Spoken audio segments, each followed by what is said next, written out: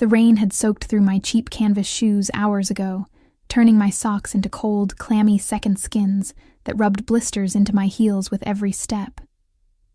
I could feel Emma's small hand tightening around mine as we stood outside the gleaming restaurant, its golden light spilling onto the wet pavement like liquid warmth we couldn't touch. My daughter's other hand clutched her stuffed rabbit, the one with the missing eye that I'd sewn shut with blue thread because I couldn't afford a replacement. "Mommy, I'm hungry," she whispered, her voice so small it nearly broke me. "I know, baby. Just a little longer." But I didn't know how much longer. 3 days since the landlord had changed the locks.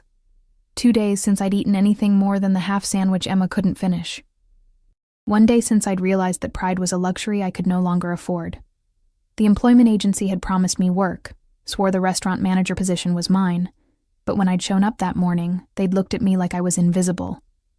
"Wrong experience," they said. "Wrong references. Wrong everything." The scent of garlic and wine drifted through the restaurant's entrance every time the door opened, making my stomach clench with a hunger so fierce it felt like anger. I'd walked past this place 100 times, always averting my eyes from the couples in their silk and diamonds, from the life I'd once foolishly thought I might have. Back when Emma's father had whispered promises in the dark, back before I'd discovered the money he'd stolen wasn't from his construction job, but from men who didn't forgive debts, men who'd found me 6 months after Marcus disappeared, men who'd made it clear his mistakes were now mine to pay for. I shifted Emma's weight on my hip. She was getting too big to carry, but her shoes had holes and the sidewalk was a river of rain and filth. My arms ached. Everything ached. The bruise on my ribs from where I'd fallen on the subway stairs last week throbbed with each breath. I'd learned to breathe shallowly, learned to smile through pain, learned to make my daughter believe that sleeping in the 24-hour laundromat was an adventure. "We could ask someone for help," Emma said, her voice cutting through my spiraling thoughts. "Like in the princess story, when the princess was lost. This isn't a story, sweetheart." But even as I said it, I was scanning the street for options I didn't have. The shelter was full. I'd called twice.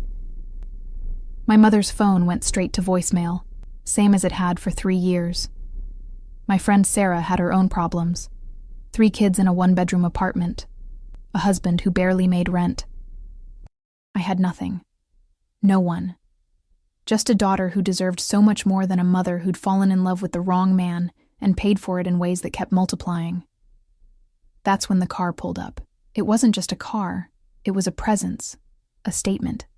A sleek black vehicle that looked like it cost more than every apartment I'd ever lived in combined. The rain beaded on its polished surface and slid off like even water knew not to leave marks on something so pristine. It stopped directly in front of the restaurant, and I instinctively stepped back, pulling Emma closer. The kind of people who arrived in cars like that didn't notice people like us. We were scenery, background noise, obstacles to step around. The back door opened, a man emerged, and the air itself seemed to change. He was young. Younger than I'd expected from the weight of authority that preceded him, perhaps early 30s, with dark hair that fell just slightly across his forehead, despite obvious expensive styling. His suit was charcoal gray, perfectly tailored to shoulders that suggested both the gym and something more primal, more dangerous. But it was his face that made my breath catch. Sharp jawline, full lips set in a neutral expression that somehow conveyed absolute control, and eyes. God, those eyes. So dark they were almost black. Scanning the street with the kind of awareness that missed nothing, he moved like violence in slow motion, all coiled energy and deliberate grace.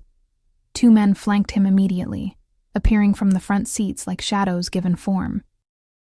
They wore dark suits too, but theirs were different, functional, slightly bulky around the shoulders, and ribs where I suspected weapons rested. One of them opened an umbrella, holding it over the dark-haired man's head, while the other scanned the street with a hand hovering near his jacket. I should have looked away, should have made myself invisible the way I'd learned to do, the way survival demanded, but something held me frozen.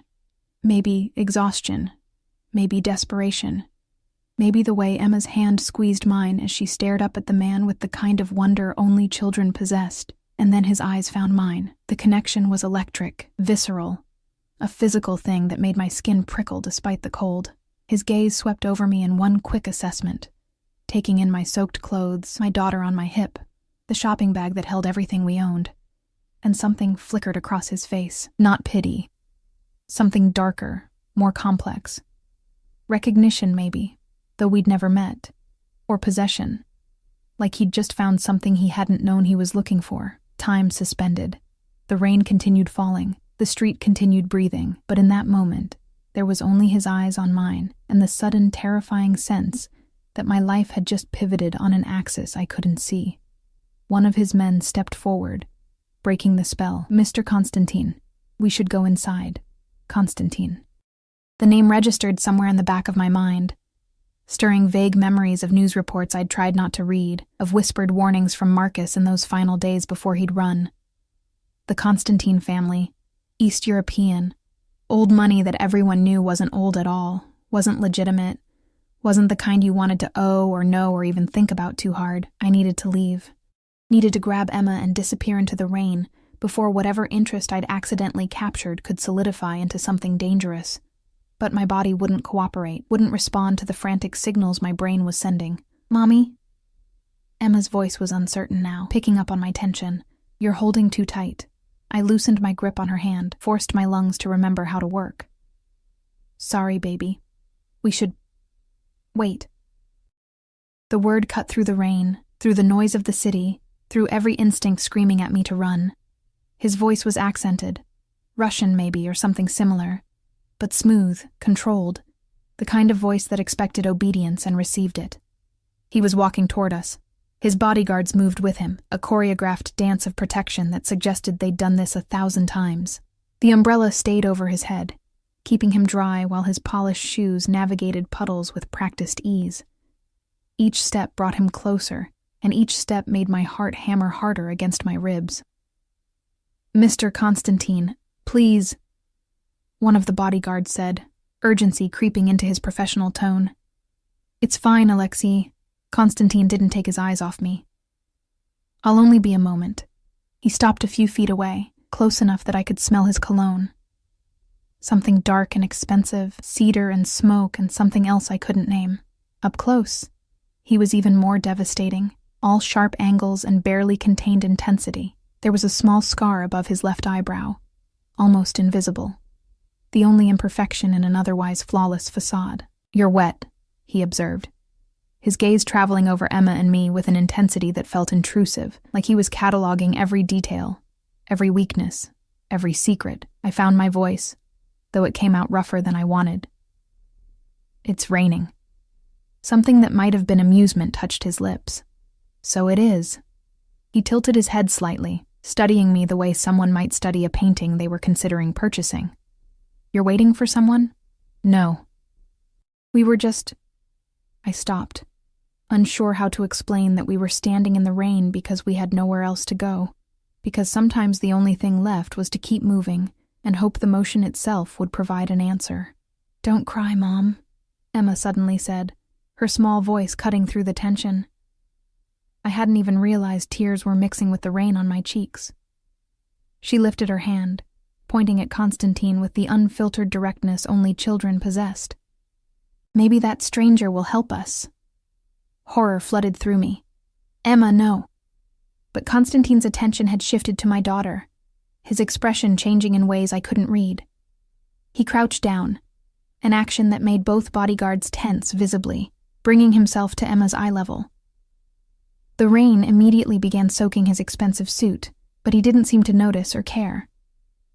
"Hello," he said softly, his voice losing some of its edge. "What's your name?" "Emma." She hugged her rabbit closer, suddenly shy despite her boldness moments before. "This is Mr. Hoppy. He's missing an eye." "I see." Constantine reached out slowly, letting Emma decide if she wanted the contact, and when she extended the rabbit, he examined it with surprising gentleness. A warrior, then. The best fighters carry their scars with pride. Something twisted in my chest, a dangerous warmth that had no place in this moment, with this man, on this street. I shifted Emma higher on my hip, preparing to make excuses and disappear, but Constantine was already standing, his attention back on me with doubled intensity. "How much?" he asked. My stomach dropped. What? How much do you need? His hand moved to his jacket, and I caught a glimpse of something metallic beneath. A gun, I realized with a jolt of terror, before he pulled out a wallet. Leather. Expensive. Probably worth more than 3 months of the rent I could no longer pay. I'm not... Humiliation burned hot in my throat. We don't need your money. Everyone needs something. He pulled out bills. Hundreds, I noticed, multiple hundreds, and held them toward me.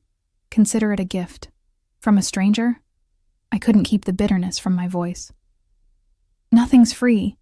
What would you want in return? The question hung between us, loaded with implications I wasn't sure I wanted to understand. His bodyguard shifted, uncomfortable, but Constantine's expression didn't change. He studied me for a long moment, rain dripping from his dark hair. Those black eyes seeing too much. Smart, he finally said. You're right to be suspicious, but tonight, I want nothing except to help a woman and her daughter get out of the rain. He stepped closer, close enough that I could see the flecks of gray in his irises, close enough that his presence overwhelmed everything else. Take it. Feed your child. Find somewhere warm to sleep. His hand reached out, and before I could pull away, he tucked the bills into the pocket of my jacket. His fingers brushed against my hip through the thin fabric, the touch burning despite its brevity. Then he leaned in. Close. Too close. His breath warm against my ear. This doesn't end here, he whispered. So soft his bodyguards couldn't hear. I'm going to find out why you're on my street, crying in the rain. I'm going to learn your name, your story, every secret you're trying to hide.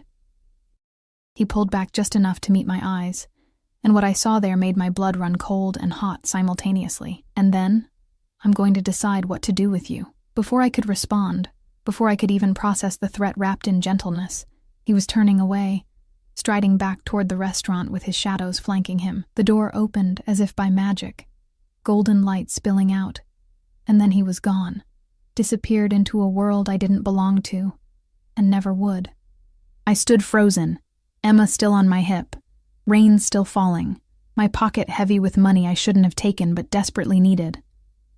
My hands were shaking, my heart was racing, and somewhere in the back of my mind, a voice that sounded like my mother's was screaming warnings I couldn't quite hear over the sudden, terrifying certainty that everything had just changed, that I'd just made a mistake I wouldn't be able to undo, that the stranger Emma had pointed to wasn't help at all, but something far more dangerous.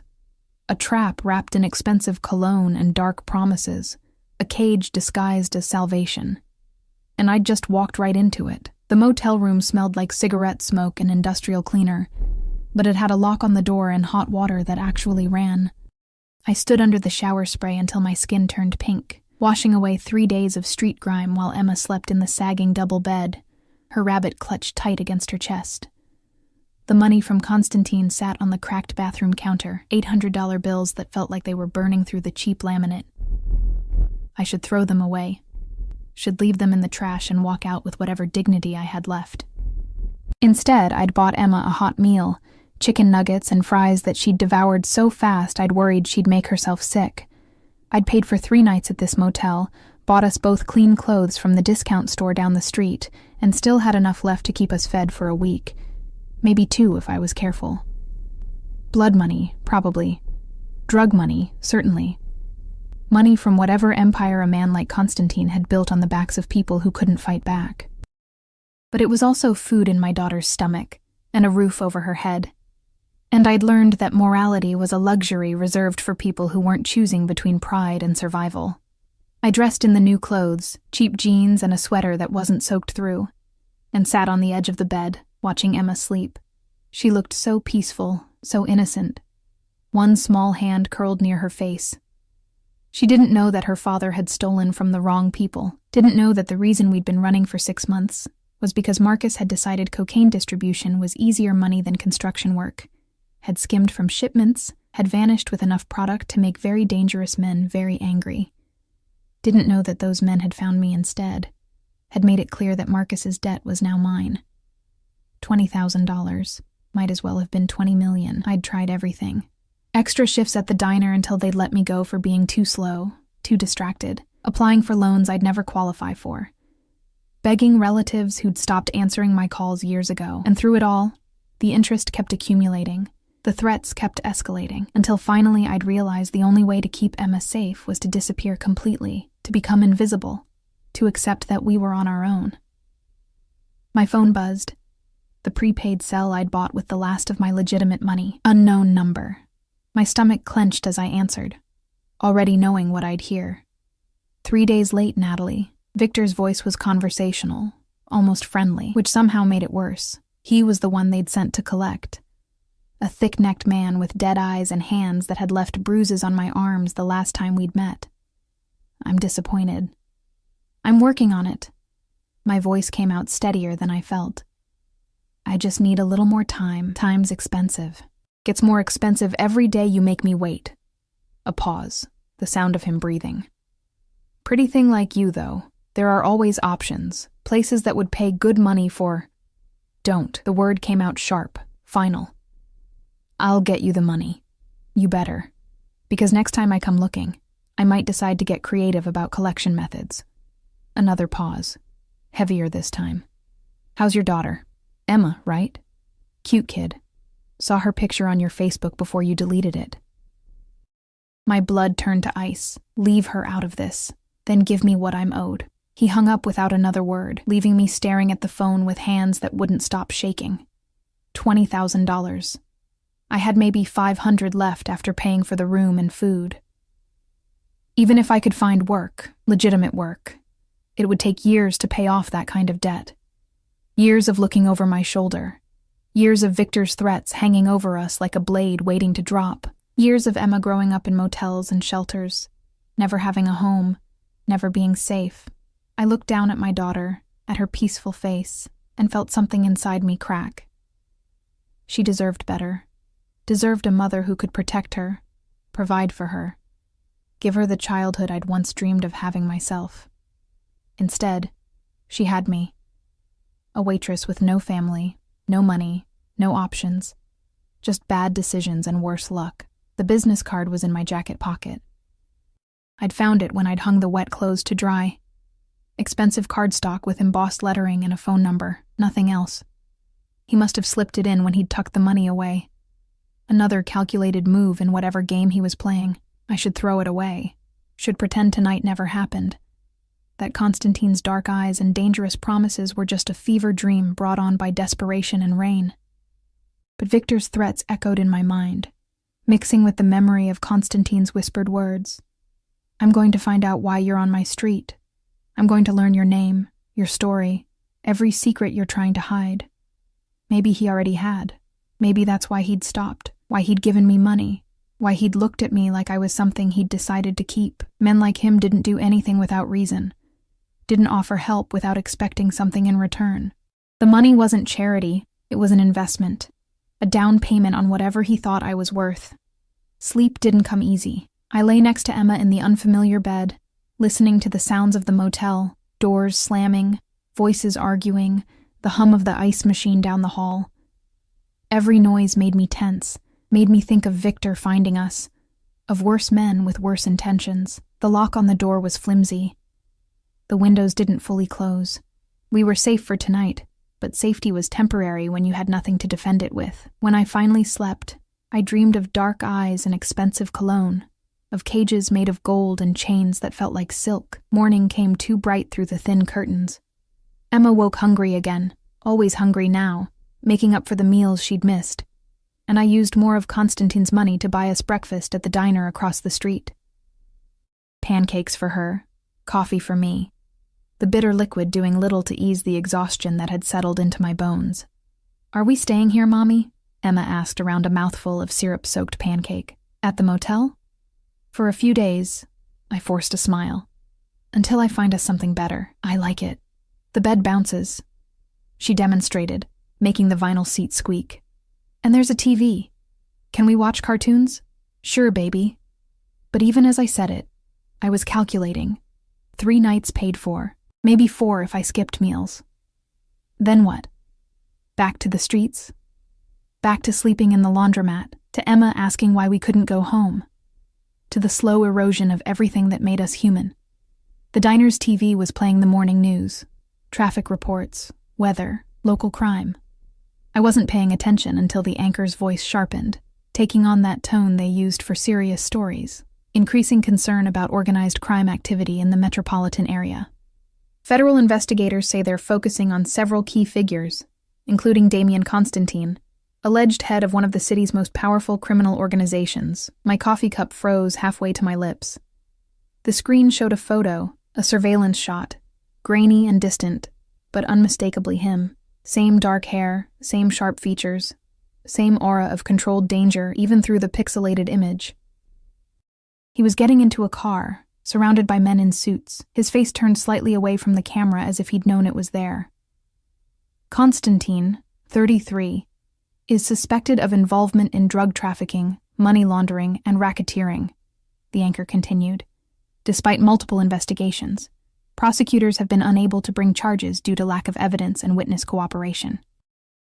Sources say Constantine runs his operation with ruthless efficiency, maintaining power through a combination of fear and loyalty. I stopped listening. The coffee tasted like ash in my mouth. Drug trafficking, the same business that had destroyed my life, that had turned Marcus from the charming man I'd loved into a paranoid stranger who'd abandoned his family to save himself. And I'd taken money from someone even worse. Someone who didn't just work for the cartels but commanded them. Someone who'd looked at me like I was something to own. "Mommy, you're not eating." Emma's voice pulled me back. She was watching me with those two old eyes, the ones that had seen too much for a 6-year-old. "Are you sad again?" "No, sweetheart. Just tired." I set down the coffee, pushed away thoughts of Constantine and his whispered threats. "Finish your breakfast. Then we'll go back and watch those cartoons, okay?" But my mind was racing, connecting dots I didn't want to see.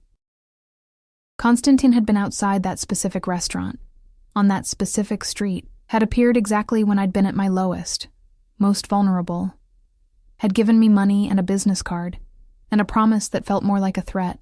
This doesn't end here. What if it wasn't coincidence? What if he'd known I'd be there, known about Emma, known about Marcus's debt? Men like him had resources, had eyes everywhere, had ways of finding information that ordinary people couldn't hide. And if he knew about the debt, knew about Victor's threats, then the money wasn't charity at all. It was bait, and I'd taken it. My hands started shaking again. I set them flat on the table, willing them to still, but the fear kept building. I'd been so desperate, so focused on Emma's immediate needs, that I hadn't stopped to ask the obvious questions. Why me? Why now? What did a man like Constantine want with a broke waitress and her daughter? Nothing good. The answer was always nothing good. We walked back to the motel in silence, Emma chattering about the pancakes while I scanned every car, every face, looking for threats I wouldn't recognize until they were too close. The business card felt like it was burning through my pocket. I should call the number, try to return the money, explain that I'd made a mistake, and wanted nothing to do with whatever plans he had. But Victor's voice echoed in my memory.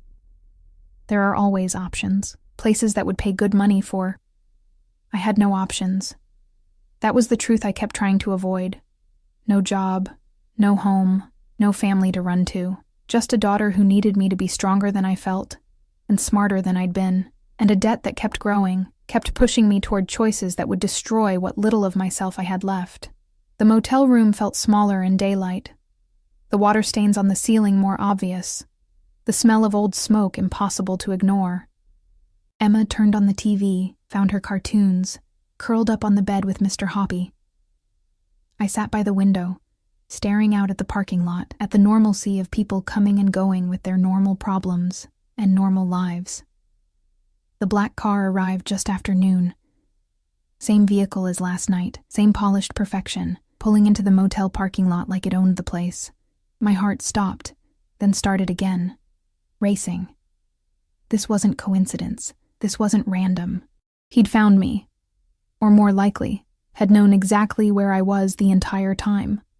The back door opened, and Constantine stepped out. Daylight made him no less dangerous. If anything, it highlighted the carefully constructed power in every movement, the way his bodyguards materialized around him, the way other motel guests suddenly found reasons to be elsewhere. He wore a different suit today, navy this time, with a white shirt open at the collar, but the same aura of leashed violence, of controlled chaos waiting for permission to break free. He looked up at my window. Our eyes met across the distance, and smiled. It wasn't a friendly smile. It was the smile of a predator who'd found prey, of someone who'd been patient and was about to collect their reward. He said something to one of his bodyguards, then started walking toward the motel entrance, toward my room, toward whatever confrontation I'd been dreading since I'd pocketed his money. "Emma!" My voice came out too sharp, making her look up from the TV with startled eyes. "Go into the bathroom. Lock the door. Don't come out until I tell you, okay? But Mommy." "Now, baby. Please." Something in my tone made her obey. She grabbed Mr. Hoppy and disappeared into the bathroom, the lock clicking shut. I heard the knock on the door a moment later. Not aggressive. Just 3 measured raps that somehow conveyed absolute certainty that the door would open. I checked the peephole first. Constantine stood there, alone, his bodyguards positioned strategically in the parking lot. He looked directly at the peephole, as if he could see me through it, and raised one eyebrow, waiting. My hand shook as I unlocked the door and opened it just wide enough to block entry. "How did you find me?" "I own the motel." His voice was calm, matter of fact, like this was the most natural thing in the world. "I own most of the buildings on this street." "Did you really think I'd give you money without knowing where you'd spend it?" Of course. Of course he'd anticipated my moves, had channeled me exactly where he wanted me. The trap had been set before I'd even known I was prey. "What do you want?" I kept my voice low, aware of Emma in the bathroom, of how thin the walls were, to talk. He glanced past me into the room, and I instinctively shifted to block his view. Something flickered in his expression. Approval, maybe, at my protective instincts. "May I come in?" "No." "Natalie." My name on his lips sent a chill down my spine. He knew. Of course he knew. Probably knew everything. My full name, my history, Marcus's betrayal, Victor's threats. "I'm not here to hurt you, but we need to have a conversation, and I'd prefer not to do it in a doorway. I'll return your money. All of it. I shouldn't have taken it. The money's yours. No strings attached." He paused, studying my face. "Well, perhaps one string. An honest conversation about why you're running and what you're running from. That's none of your business. It became my business the moment you ended up on my street." He stepped closer, close enough that I could smell that cedar and smoke cologne again, could see the absolute certainty in his dark eyes. "Let me in, Natalie, or I'll have my men search every inch of this motel until I find what I'm looking for. Your choice, but one option is considerably less disruptive to your daughter." The threat was implicit, but clear. I could cooperate, or he'd make things difficult in ways I couldn't prevent. And he was right. I couldn't protect Emma from men with guns and authority that came from fear rather than law. I stepped back, letting the door swing open. Constantine entered like he owned the space, which, apparently, he did. His gaze swept the room in one efficient scan, taking in the discount store bags, the clothes drying over the chair, Emma's rabbit on the bed. When his attention returned to me, something had shifted in his expression. Not quite softness, but something adjacent to it. "Where's your daughter?" "Somewhere safe from you. Smart." He moved to the window, looking out at his car, his guards, his domain. "Marcus Reeves, former construction worker, current fugitive, stole approximately $40,000 worth of cocaine from the Volkov organization 6 months ago and disappeared." He turned back to face me, "Leaving you to deal with Victor's collection efforts." My legs felt weak. I leaned against the dresser, needing the support. "You know about Marcus." "I know everything about Marcus. I know he proposed to you on a Tuesday, that Emma was born premature, that you worked double shifts to keep the lights on while he gambled away your savings." Constantine's voice was clinical, detached, listing facts like he was reading from a file. "I know the Volkovs found you 4 weeks after he ran. I know Victor broke 2 of your ribs when you couldn't pay. I know you've been homeless for 3 days and desperate for considerably longer." Shame burned through me, hot and acidic. "If you know everything, then you know I have nothing you could possibly want. So why are you here?" He was quiet for a long moment, his expression unreadable. Then he moved closer, each step deliberate, until he was standing directly in front of me, close enough that I had to tilt my head back to meet his eyes, because Marcus didn't steal from the Volkovs, he said softly. He stole from me. The world tilted. I gripped the dresser harder, knuckles white. What? The Volkovs distribute for me, have for 5 years, which means anything they lose, I lose. His hand came up, and I flinched, but he only tucked a strand of damp hair behind my ear, his touch surprisingly gentle. Your boyfriend didn't just ruin his life, Natalie. He took what was mine, and I always collect on my debts. The air in the room felt too thin, like all the oxygen had been sucked out through the gaps in the window frame. I stared at Constantine, at the deadly calm in his eyes, and felt the floor dropping out from under me. Not the Volkovs. Him. Marcus had stolen from him. I don't have $40,000. My voice came out strangled, desperate. I don't have anything. You've seen where I'm living. I'm not here for money. He stepped back, giving me space to breathe, but his presence still dominated the cramped room. Money is replaceable. Marcus is replaceable. But principle, that's something else entirely. Then what do you want? But even as I asked, part of me already knew. The way he'd looked at me last night, the way he was looking at me now. Like I was a problem he'd decided to solve in a very specific way. Constantine moved to the bed, sat down on the edge with casual authority, like he belonged there. Tell me about Emma's father, not the sanitized version, not the story you tell yourself to sleep at night. The truth. I should refuse. Should tell him to leave. Should grab Emma and run, even though there was nowhere left to run to.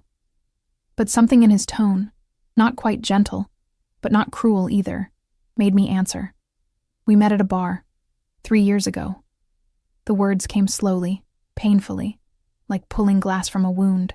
He was charming, funny, said all the right things. I was working 2 jobs, barely making rent, and he made me feel like maybe life could be different. Better. You got pregnant. Emma was a surprise, but a good one. Marcus seemed happy about it. At first, I wrapped my arms around myself, remembering those early months when I'd still believed his promises. Then things changed. He started coming home late, started getting phone calls he'd take in the other room. Money appeared, then disappeared. When I asked questions, he'd get angry. He hit you? The question was casual, but something dangerous flickered behind Constantine's eyes. I shook my head.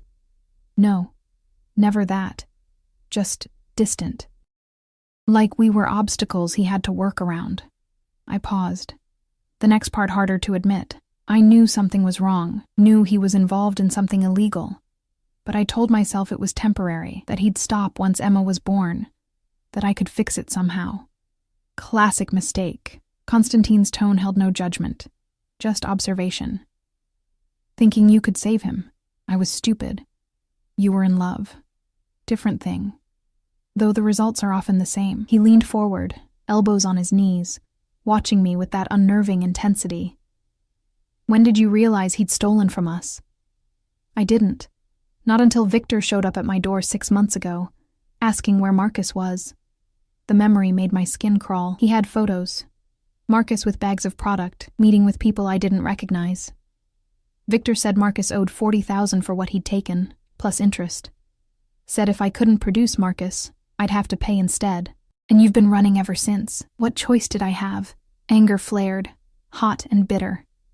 Go to the police? Tell them my boyfriend stole drugs from drug dealers?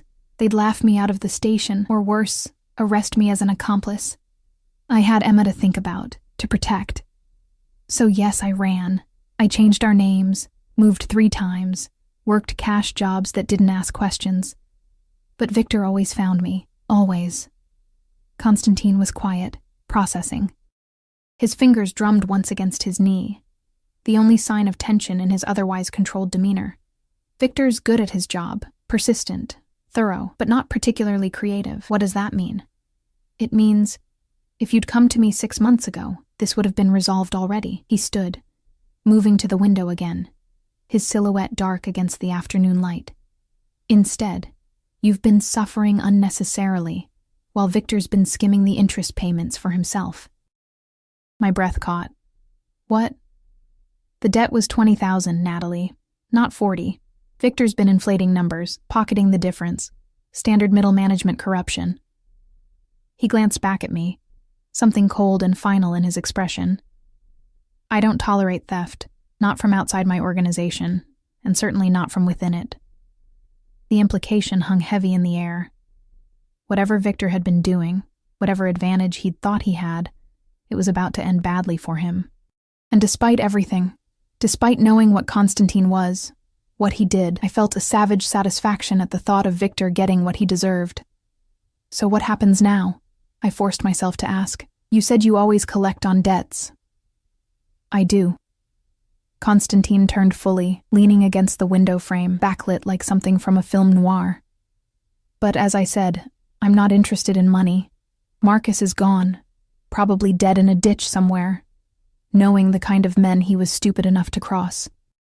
The product is long since sold or used. What I'm interested in is the principle of the thing. I don't understand. He took something of mine, so I'm going to take something of his. The words were soft, almost gentle, but they sent ice through my veins. Constantine pushed off the window, crossed the space between us with predatory grace. You, Natalie.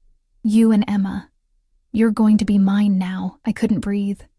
Couldn't think past the roaring in my ears. You can't. I can do whatever I want. He stopped inches away, close enough that I could feel the heat radiating from his body. But I'm not a monster, despite what you might think. I'm offering you a choice. What choice? My voice was barely a whisper. Option 1. I call off Victor. Forgive the debt. You and Emma walk away free, and I never contact you again. He paused, letting that sink in. Option 2.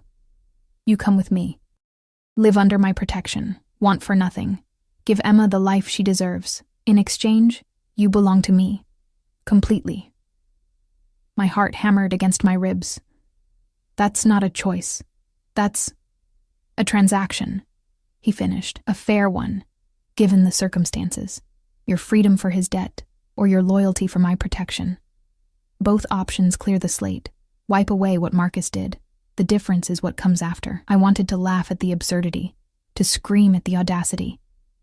But looking into his dark eyes, I saw only absolute certainty. He meant every word, would honor either choice without hesitation or regret. Why? The question burst out before I could stop it. Why would you want this? You could have anyone. I could, he agreed. But I don't want anyone. I want you. His hand came up, cupping my jaw with surprising gentleness, thumb brushing across my cheekbone. I saw you last night, standing in the rain with your daughter, too proud to beg but too desperate not to hope. I saw strength in you, Natalie. Loyalty. The kind of fire that doesn't break even when it should. You don't know me. I know enough. I know you've sacrificed everything for Emma. Know you've survived 6 months of Victor's threats without breaking, without selling out or giving up. Know you took my money not because you wanted to, but because your daughter needed to eat. His thumb traced my lower lip, the touch electric. That kind of devotion is rare, valuable. And I'm a man who recognizes value when I see it. This is insane, but I didn't pull away from his touch, didn't step back. My body had betrayed me, responding to the warmth of his hand, the dark promise in his eyes. Is it? You need protection, resources, safety. I need someone loyal, someone who understands what it means to fight for family. His other hand settled on my hip, anchoring me in place. Everyone in my world wants something from me. Power, money, advancement. But you just want your daughter safe. That's refreshingly honest. I don't want to belong to anyone. The protest sounded weak even to my own ears. No one does. Not at first. He leaned closer, his breath warm against my temple. But belonging isn't the prison you think it is, Natalie. It can be sanctuary, protection, a place where you're valued instead of used, treasured instead of tolerated. Until you get bored. Until I disappoint you. I don't get bored easily, and I protect what's mine with everything I have. His lips brushed my ear, sending shivers down my spine. Choose me, and no one will ever hurt you again. Not Victor, not anyone. You'll have a home, security, everything Emma needs. All I ask in return is your loyalty and your presence in my life. It was seduction wrapped in logic, temptation disguised as practicality, and the terrifying thing was how appealing it sounded, how tired I was of running, of fear, of the constant weight of survival pressing down until I couldn't breathe. He was offering me an escape, not freedom, but something perhaps more valuable given my circumstances: safety. I need to think. No. The word was firm, final.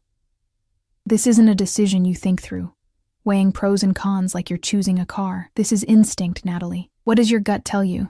My gut told me I was standing too close to a fire that would either warm me or burn me alive.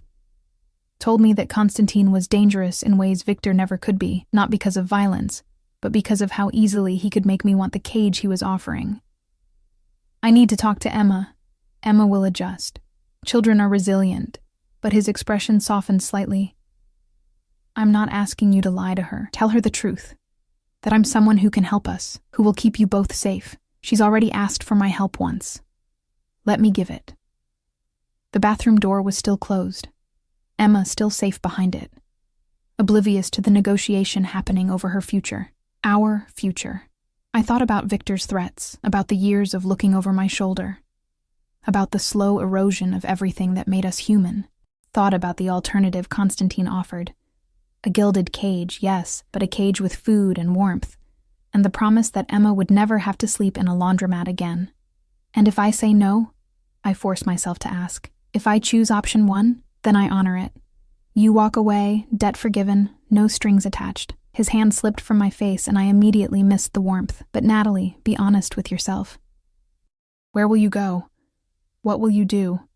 Victor might be dealt with, but there are other Victors, other dangers. You have no money, no job, no support system. How long before you're back on the street, back to sleeping in laundromats and praying no one notices? He was right. The truth of it settled in my stomach like lead. Without his protection, without someone powerful enough to make the threat stop, Emma and I were just delaying the inevitable. Maybe not Victor, but someone else. The world was full of predators, and we were prey with nowhere left to hide. I need a guarantee, I heard myself say, surprised by the steadiness in my voice. About Emma. Whatever happens between us, whatever I agree to, she stays safe. Always. That's non-negotiable. Constantine's smile was slow, approving, like I'd passed some test I hadn't known I was taking. Emma will have everything she needs: education, security, a childhood free from fear. She'll be protected as if she were my own daughter. You have my word. The word of a criminal. The word of a man who has never broken a promise. He extended his hand, palm up, waiting. Take my hand, Natalie. Choose sanctuary over struggle. Choose me. I looked at his hand. Broad palm, long fingers, no rings, a hand that had probably done terrible things, ordered deaths, destroyed lives. But also a hand that had tucked money into my pocket, that had touched my face with unexpected gentleness, that was offering salvation in the only form I could afford. Behind me, I heard Emma shifting in the bathroom, humming softly to herself, innocent, trusting, believing that her mother would always find a way to keep her safe. I thought about Marcus, about how love had made me stupid, had made me overlook red flags until it was too late. But this wasn't love. This was a transaction, clear-eyed and honest in its brutality. Constantine wasn't promising romance or happiness. He was promising protection and possession in equal measure. Maybe that was better. Maybe honesty. Even dark honesty was safer than pretty lies. My hand moved before I'd consciously decided, fingers sliding across his palm. His hand closed around mine immediately, warm and strong and absolutely certain. The connection felt electric, final, like I'd just signed a contract written in something more permanent than ink. Smart choice, Constantine murmured, pulling me closer. You won't regret it. But as his arms wrapped around me, as I breathed in cedar and smoke and felt the solid weight of his presence surrounding me, I wasn't sure if I believed him. I wasn't sure if I believed myself. All I knew was that I'd just walked into a cage. And unlike the streets, unlike Victor's threats, this one came with a lock I'd never be able to pick, because the most dangerous prisons weren't made of bars and concrete. They were made of silk sheets and whispered promises and the terrible comfort of letting someone else carry the weight you could no longer bear alone. The penthouse occupied the entire top floor of a building I'd passed 100 times without really seeing. Glass and steel and money so old it didn't need to announce itself. Constantine's hand stayed at the small of my back as we rode the private elevator up. Emma clutched against my side, her eyes wide as she took in the polished mirrors and soft music that seemed to come from everywhere and nowhere. "It's like a princess castle," she whispered, awe-coding every syllable, something like that. Constantine replied, his tone softer than I'd heard it. He'd been different with Emma since we'd left the motel. Patient, careful, like he understood she was the key to whether this arrangement would work. "Do you like high places?" Emma nodded enthusiastically. "Mommy took me to the tall building once. We could see the whole city. This is taller." The elevator doors slid open, revealing an entrance hall that belonged in a magazine. White marble floors, abstract art that probably cost more than I'd make in a lifetime. Floor-to-ceiling windows that framed the city like a painting. "Welcome home." Home. The word felt foreign on his lips, applied to a space that looked more like a museum than anywhere people actually lived. But Emma was already slipping from my grasp, running to the windows with childish delight, pressing her hands against the glass to see the streets far below. "Mommy, look. The cars are tiny." I moved to her automatically, needing to be close, needing to make sure she was safe even 20 stories up with reinforced glass between her and the fall. Constantine watched us with an expression I couldn't read, something thoughtful and calculating behind his dark eyes. "Alexei will show you to your rooms," he said, gesturing to one of his ever-present bodyguards. "Get settled. I have business to attend to, but I'll be back for dinner." "Our rooms?" I couldn't keep the surprise from my voice. "You thought I'd throw you into my bed immediately?" A slight smile, almost amused. "I'm not that crude, Natalie. You and Emma will have your own suite, bedroom, bathroom, sitting area, everything you need. My room is on the other side of the penthouse, for now." The implication was clear. Separate rooms were a temporary arrangement, a concession to ease the transition, but eventually he'd expect more than just my presence in his home. Eventually, he'd expect me in his bed. The thought sent heat through me, equal parts fear, and something I didn't want to examine too closely. I nodded, not trusting my voice, and followed Alexei down a hallway lined with more expensive art. Emma skipped ahead, already adapting with the resilience Constantine had promised, her earlier tears forgotten in the excitement of a new place. Our suite was larger than any apartment I'd ever lived in. The bedroom had a king-sized bed with cream-colored linens that looked impossibly soft, a sitting area with a couch and chairs, windows that offered a different angle of the city. The bathroom was all marble and gold fixtures, with a tub big enough to swim in, and off the bedroom was a smaller room, clearly meant for Emma, with a bed sized for a child, and walls painted soft lavender. "Mr. Constantine had it prepared this afternoon," Alexei said, his English heavily accented but clear. "If you need different colors, different furniture, just say, he wants the little one comfortable. This is..." I couldn't finish the sentence. Too much. Too fast. Too overwhelming to process that this morning I'd been in a motel room that smelled like smoke, and now I was standing in luxury I couldn't have imagined. "He takes care of what's his," Alexei continued, something almost like approval in his gruff voice. "You're safe here. Both of you. No one gets past building security without Mr. Constantine's permission. No one." The message was clear. I was protected, but I was also trapped. Two sides of the same coin. After Alexei left, I helped Emma explore her new room, watching as she bounced on the bed and squealed at the softness as she discovered the closet already filled with clothes in her size. Dresses and jeans and pajamas, all with the tags still on. Someone had estimated her measurements remarkably well. Or Constantine had bought multiple sizes, ensuring something would fit. "Can I really keep all this?" Emma asked, holding up a yellow dress with white flowers. "It's so pretty." "Yes, baby. It's yours." The words felt strange. Nothing had been ours in so long. Everything borrowed or stolen or destined to be left behind when we ran again. But there would be no more running. That realization settled over me like a weight, pressing down until I had to sit on the edge of her bed to catch my breath. "Mommy, are you crying?" "No, sweetheart, just tired."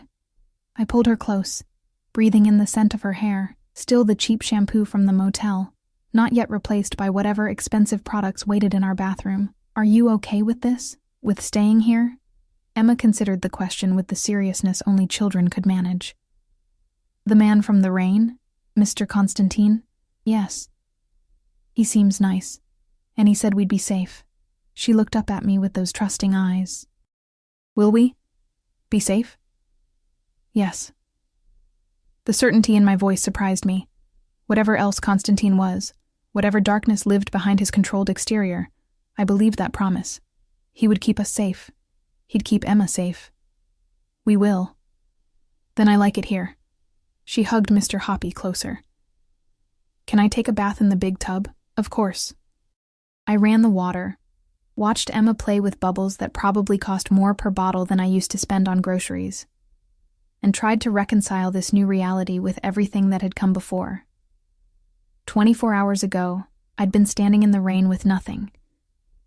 Now I had everything, except freedom, except choice, except the ability to walk away when things inevitably got complicated. Because they would get complicated. Men like Constantine didn't stay simple, didn't keep their worlds separate and clean. There would be violence, maybe not directed at me, but present nonetheless. There would be other women, probably, because men with power always had options. There would be rules I didn't understand until I broke them, consequences I couldn't predict. But Emma would be fed, would sleep in a safe bed, would go to school without worrying about where we'd sleep that night. That had to be enough. Had to be worth whatever price I'd eventually pay. Dinner was served in a dining room that could have seated 20 but held only 3. Constantine sat at the head of the polished table, Emma and I on either side, close enough for conversation but far enough to maintain the illusion of formality. The food was prepared by someone I never saw, appearing as if by magic, course after course of dishes I couldn't name, but that tasted like heaven. Emma ate with enthusiasm, her earlier shyness forgotten. "This is the best chicken ever," she declared, tomato sauce on her chin. "It's coq au vin," Constantine said, amused. "French, chicken cooked in wine." "I like French food." Emma considered this seriously. "Do you have French friends?" "A few. Business associates, mostly." He cut his own food with precise movements, every gesture controlled and economical. "Do you like French things? The language? The culture?" "I don't know French." Emma's face fell slightly. "Just English. And a little Spanish from Mommy's friend." "We could change that. I have someone who could teach you if you'd like. French or Russian or Italian, whatever interests you." He glanced at me, checking permission, and I realized he was making an effort, trying to include Emma, to make her feel valued rather than tolerated. It would be easier to hate him if he was cruel, if he treated Emma like an inconvenient addition to whatever plans he had for me. But instead, he was patient, attentive, engaging her in conversation like her opinions mattered, like she mattered. "Russian sounds pretty," Emma said thoughtfully. "Can you teach me?" "Some. Though I'm told I'm not the best teacher, I get impatient." A slight smile, self-deprecating in a way that made him seem almost human. "But we'll find someone good. Someone who makes it fun." After dinner, Emma started yawning, her energy finally depleted. I carried her to her room, helped her into new pajamas covered in stars, tucked her into bed with Mr. Hoppy. She was asleep before I finished the first sentence of the story I'd started to read, exhausted by the emotional weight of a day that had changed everything. I stood in the doorway for a long moment, watching her chest rise and fall in the peaceful rhythm of sleep. She looked so small in that big bed, so vulnerable, but safe. That was what mattered. She was safe. When I returned to the living room, Constantine was standing by the windows, a glass of something amber in his hand, looking out at the city lights. He'd removed his jacket, loosened his tie, but still radiated that aura of contained power. He didn't turn when I entered, but I knew he'd heard me. "She's asleep," I said unnecessarily. "Good. She needs rest." He took a sip of his drink. "You should rest too. It's been a long day." But I didn't feel tired. Felt wired, actually, adrenaline still coursing through my veins from the constant state of alertness that had defined my life for 6 months. I need to understand the rules, what you expect from me. Rules. He finally turned, regarding me with that intense gaze. An interesting word choice. What would you call them? Guidelines, perhaps. Expectations. He set down his glass, moved closer with that predatory grace. But since you asked, you don't leave the building without security. You don't contact anyone from your old life without clearing it with me first. You don't discuss my business with anyone, including Emma. And you come when I call. The last part sent heat through me again. That unwanted flutter of something dangerous, that's it? For now. The rest we'll figure out as we go. He stopped in front of me, close enough that I had to tilt my head back. I'm not interested in breaking you, Natalie. I want you functional, healthy, present. That means you get space when you need it, autonomy within reason, the ability to be a mother to Emma without interference. And in exchange, you're mine, in every way that matters. His hand came up, fingers tracing the line of my jaw. Your loyalty, your time, eventually your body, but I'm patient. I can wait until you're ready. What if I'm never ready? You will be. The certainty in his voice should have angered me, should have triggered the urge to prove him wrong. Instead, it sent a shiver down my spine that had nothing to do with cold, because despite everything, despite the fear and the resentment and the feeling that you've been trapped, you're attracted to me. You have been since that first moment in the rain. That's not... But the protest died on my lips because he was right. Horribly, dangerously right. Some treacherous part of me responded to the power he embodied, to the dark promise in his eyes, to the way he looked at me like I was something worth claiming. Don't lie to yourself, Malaya. The Russian endearment rolled off his tongue like silk. I see it in the way you lean toward me before you catch yourself, in the way your breath changes when I get close. Your mind might hate this arrangement, but your body already knows what it wants. His thumb brushed across my lower lip again. The same gesture from the motel, but with different context now. Here, in his space, with Emma asleep down the hall and nowhere left to run. The touch felt more intimate, more inevitable. I should go to bed, I managed, voice unsteady. Yes, you should. But he didn't move, didn't give me space to leave. But before you do, understand something. I chose you, Natalie, not just because of Marcus, not just because of debts and principle. I chose you because when I saw you standing in that rain, refusing to break despite having every reason to, I recognized something I'd thought was extinct in my world. What? Integrity. Strength that doesn't come from violence or power, but from something deeper, something real. His hand slipped to the back of my neck, holding me in place. Not rough, but firm enough that I felt the control. You're going to fight this. Fight me. Try to maintain distance and protect yourself. I understand that, but eventually you'll realize something important. What's that? I whispered. That the cage you think you're in, it was always there. Society, poverty, circumstances beyond your control. You've never been free, Natalie. All I've done is change the bars from iron to gold and give you a reason to stop fighting quite so hard. He kissed my forehead, chaste, almost tender, then released me, stepping back to give me space. Sleep well. Tomorrow we start building something new.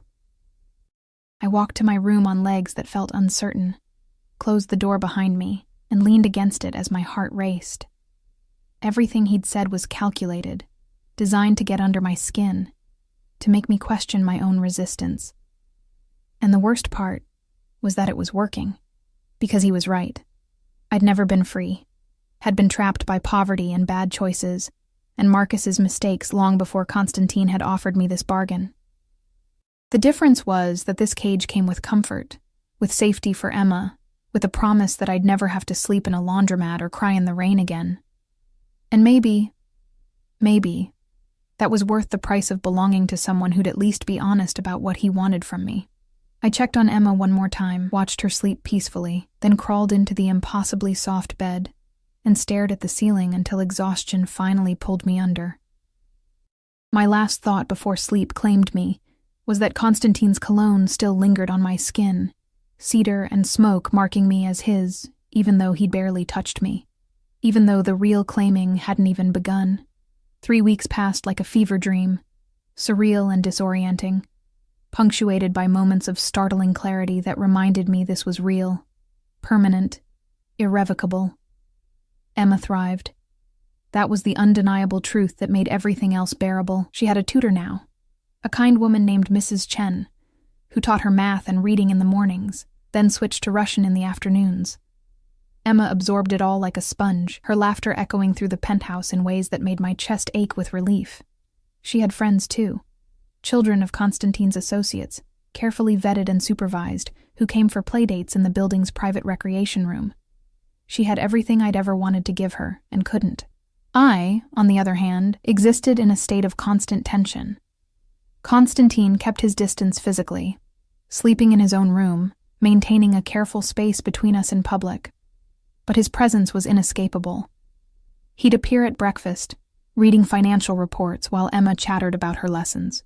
He'd return for dinner most nights, asking about our day with genuine interest. He'd stand in doorways watching me with an intensity that made my skin prickle, made me hyper-aware of every movement, every breath, waiting. He was waiting for something, though I couldn't determine what. The breakthrough came on a Tuesday afternoon. I'd been reading in the living room, one of the many books from Constantine's extensive library, when Alexei appeared, his usually stoic face tight with concern. "Mrs. Natalie, you need to come with me. Now." My heart stopped. "Emma is fine. Safe with Mrs. Chen, but Mr. Constantine needs you. There's been a situation." I followed him through hallways I'd learned to navigate, down to a level of the building I'd never seen. Concrete and steel, the polished luxury replaced by brutal functionality. Security monitors lined one wall, showing various angles of the building, the street, other locations I didn't recognize. And in the center of the room, Constantine stood with his back to us, perfectly still, except for the tension radiating from his shoulders. On the floor in front of him, bound to a chair with blood seeping from his nose and mouth, was Victor. I froze in the doorway. Victor's eyes found mine, widening with recognition and something that might have been shame or fear or both. He looked smaller than I remembered, diminished somehow. The swagger and threat drained out by whatever had happened before I'd arrived. "Natalie." Constantine didn't turn, but his voice cut through the room like a blade. "Come here." My legs moved automatically. I crossed the space, stopped beside him, close enough that I could feel the rage emanating from him in waves. His jaw was tight, hands clenched at his sides, and for the first time since I'd met him, his control seemed fractured. "Tell her," he said to Victor, each word precise and cold. "Tell her what you told me." Victor spat blood on the concrete. "I don't—" The movement was so fast I almost missed it. Constantine's hand shot out, gripping Victor's throat, cutting off air and words simultaneously.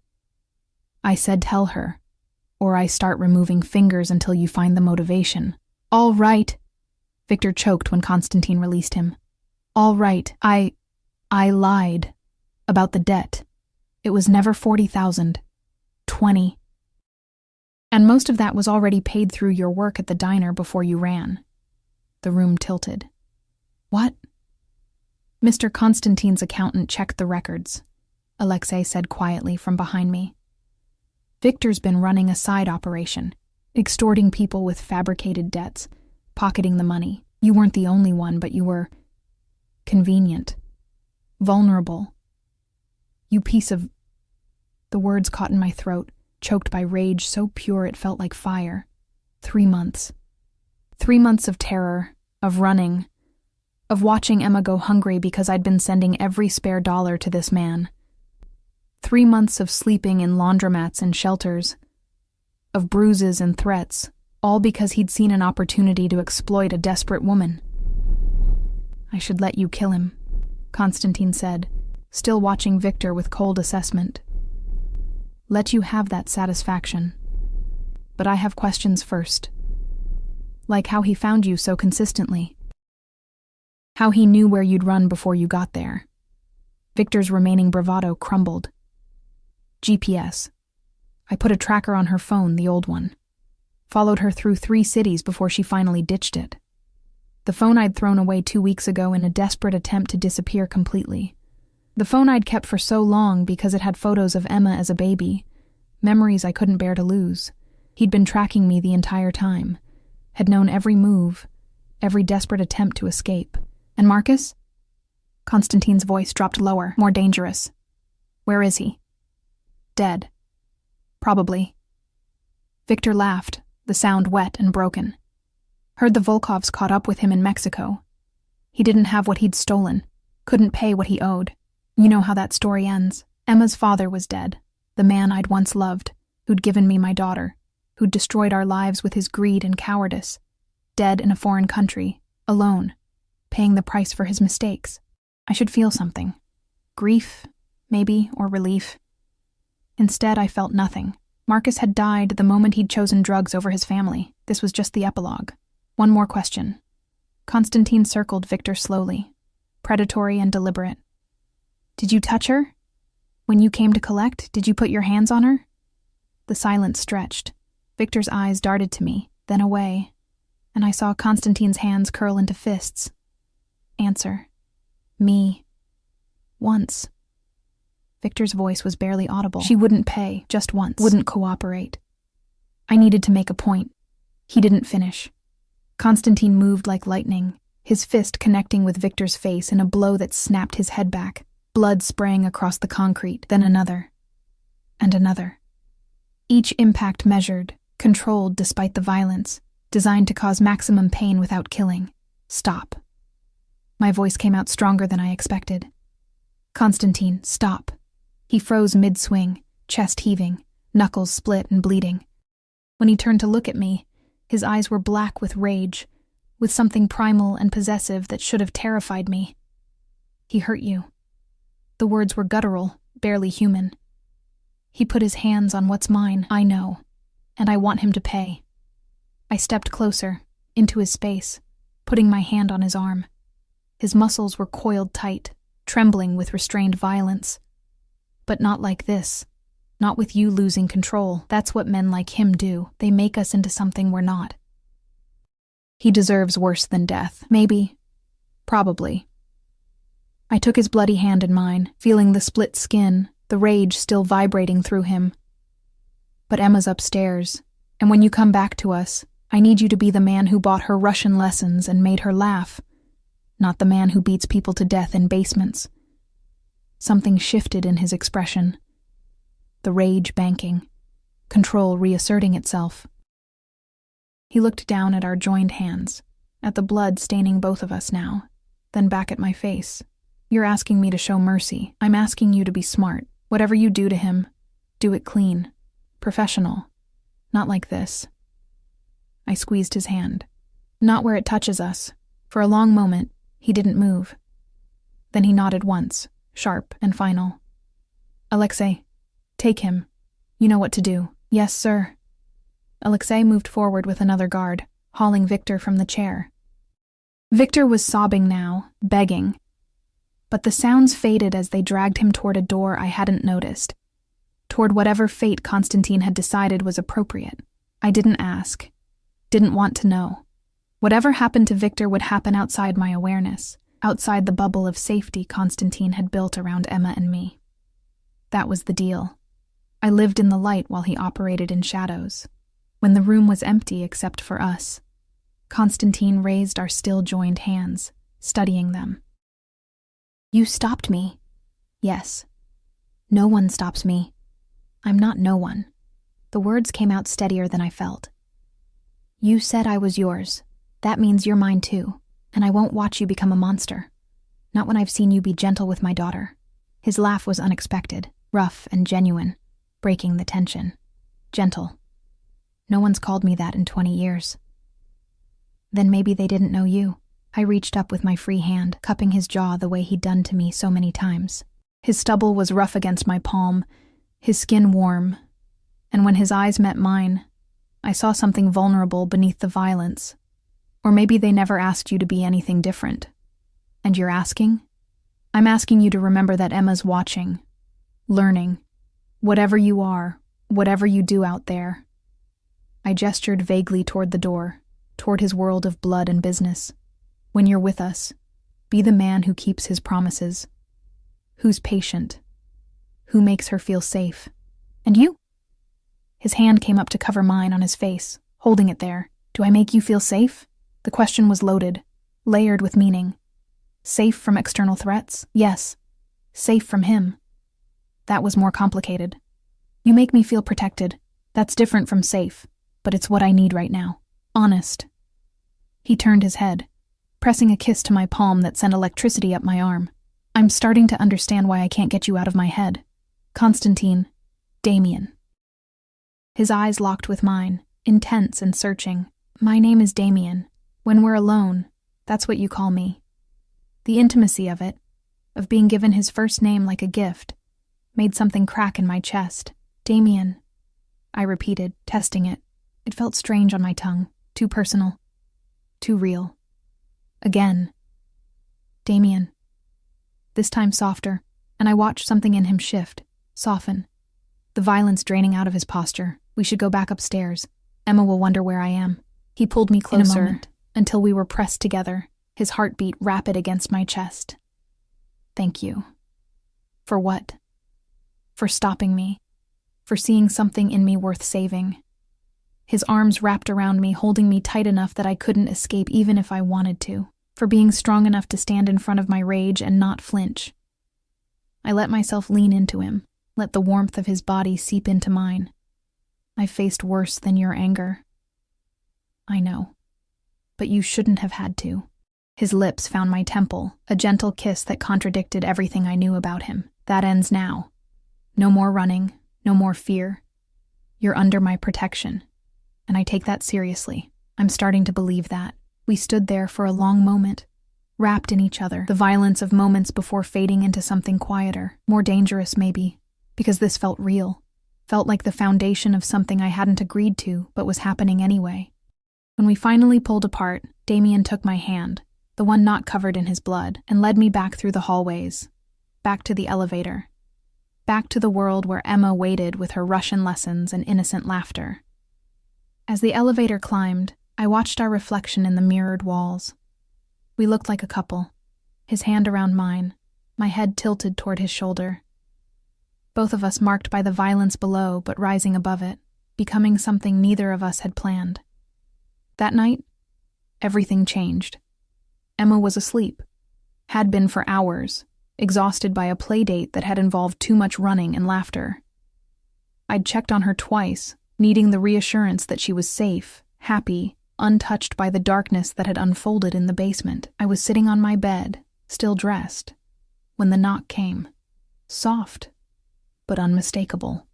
I knew who it was before I opened the door.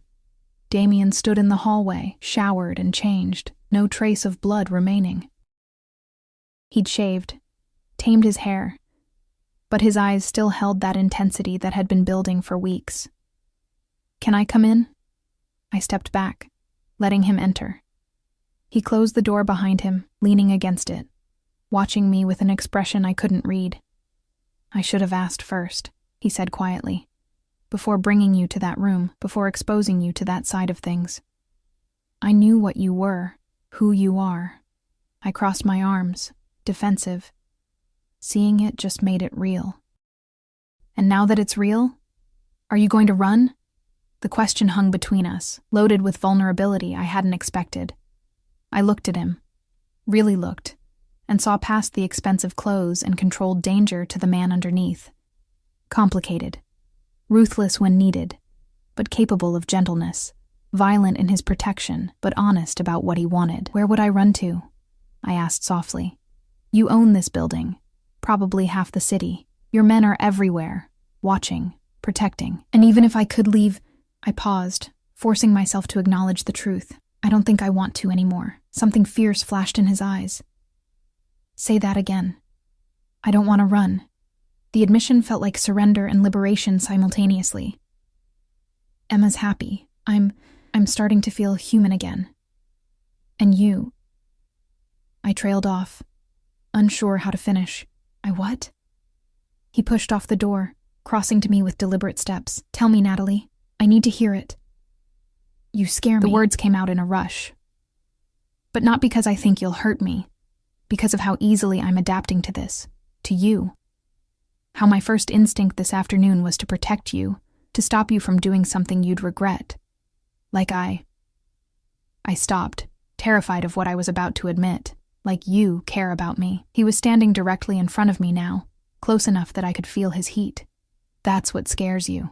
That 3 weeks was enough for me to get under your skin. Yes. A whisper, barely audible. Good. His hands cupped my face, tilting my head back until I had nowhere to look but into his dark eyes. Because you've been under mine since that first moment in the rain, I've been patient, given you space, let you adjust. But I'm done waiting, Natalie. I need to know. Are you mine? Truly mine? Or are we still playing pretend? My heart hammered against my ribs. This was the moment, the pivot point where I could either retreat into safety and distance, or admit what had been building between us despite my resistance. I don't know how to be someone's, I admitted. Marcus didn't want me, not really. I don't know what you expect.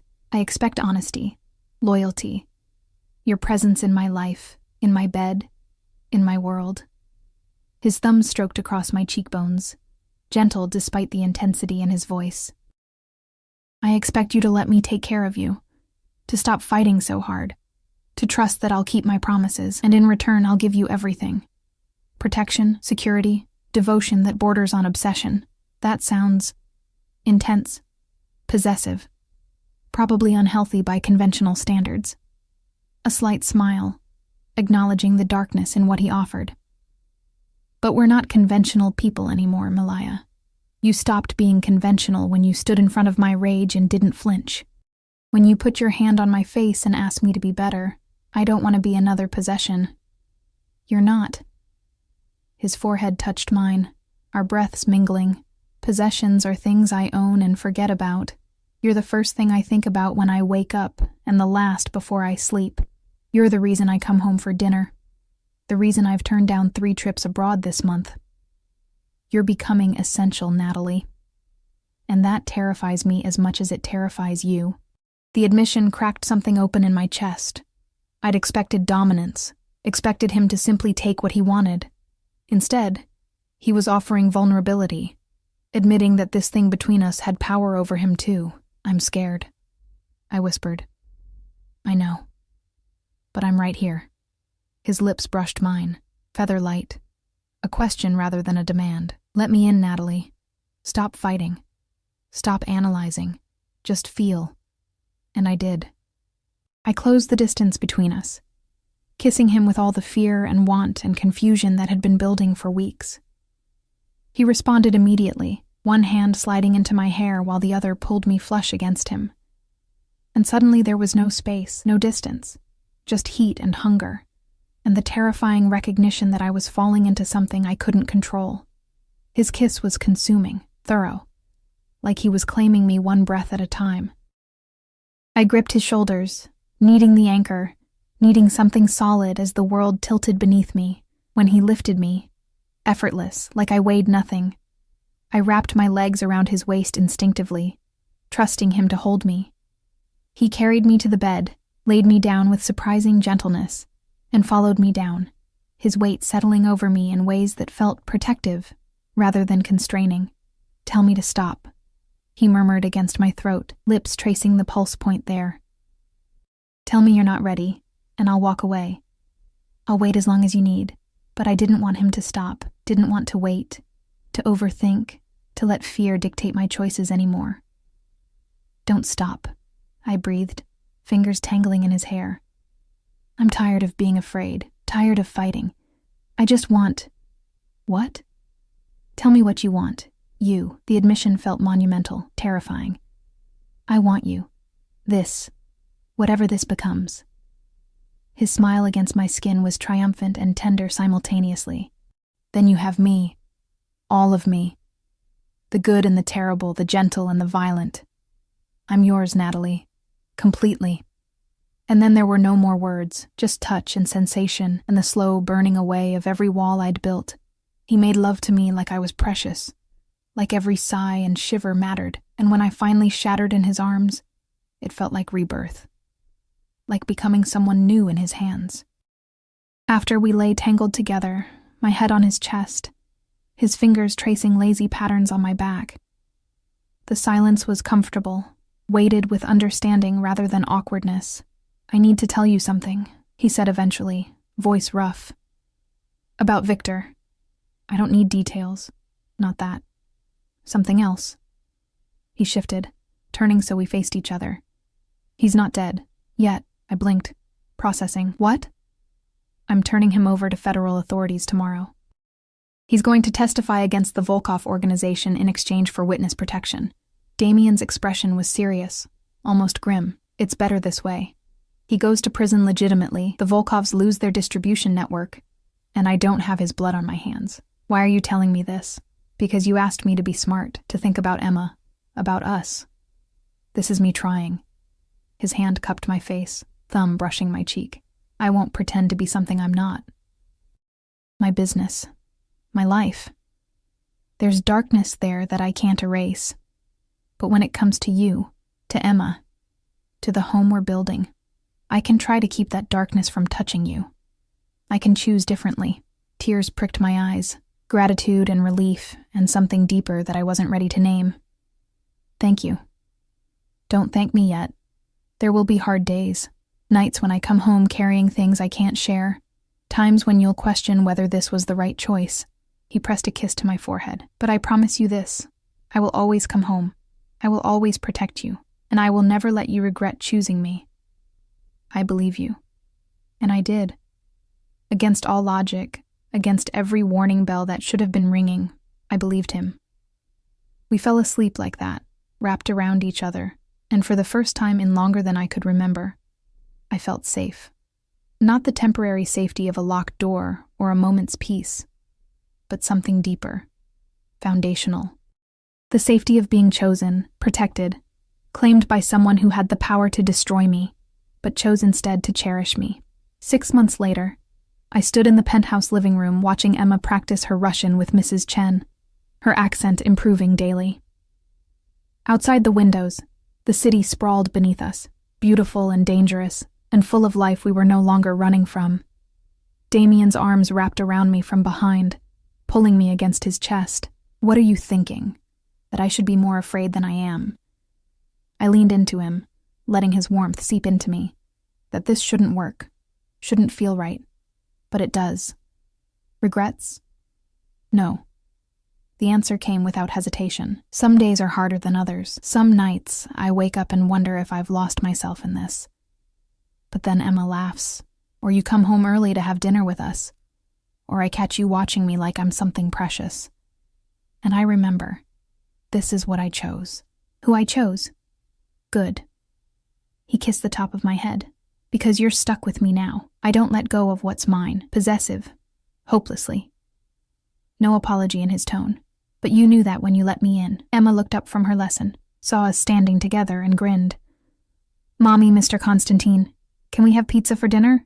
"It's just Damien, sweetheart," I called back. "And yes, we can have pizza." As Emma cheered and went back to her lesson, I felt Damien's arms tighten around me, felt the steady rhythm of his heartbeat against my back. This wasn't the life I'd imagined. Wasn't the fairy tale ending I'd once dreamed of. It was better. Real. Built on honesty and choice, and the understanding that sometimes salvation came wrapped in danger, and freedom looked like belonging to someone who'd never let you fall. I'd walked into his cage willingly, and somewhere along the way, I'd realized it wasn't a cage at all. It was home, and I was finally, impossibly, completely safe.